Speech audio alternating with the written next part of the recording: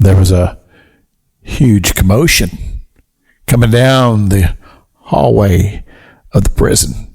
Something was going on. This had to have been of some importance, because huge amount of footsteps, rattling of chains and keys, and something's happening as they keep coming closer and closer to the place where young Joseph was at. He began to realize, hey, they're coming for me. And he'd been anticipating that. He knew that God had something in mind. There was a plan. And they came to him and said,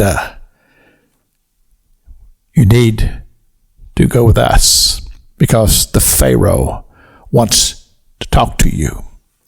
Well, like I said yesterday on the broadcast, I believe that Joseph had anticipated this. And he thought about it. He says, how should I do this? And the scripture says that Joseph did something very, very intentional. It says that he changed his raiment and he shaved before he was to go to have his audience with the king. And you say, well, Pastor King, what's the big deal?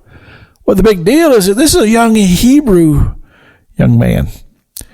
Beards are very, very important to the Hebrew population at that time. And for him not to have a beard would be a shame to his culture. Now, the Egyptians, it was just the opposite. And then what about this change of raiment? Remember, he's in prison.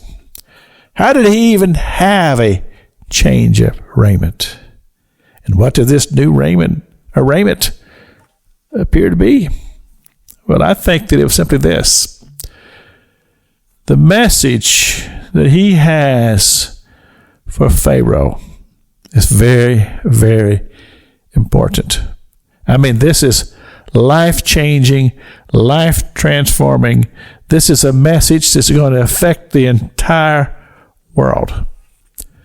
And it just wasn't important that he say, well, I have my traditions and it has to be this way. No, whatever it takes in order for me to go and to deliver this message, this very, very important message, I need to be prepared and I need to do what is necessary.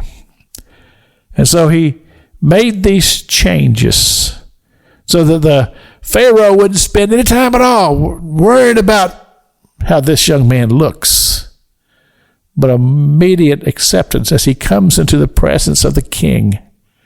And the king says, I understand that you are able to interpret dreams. And Joseph said, do not interpretations belong to God? And so the process began.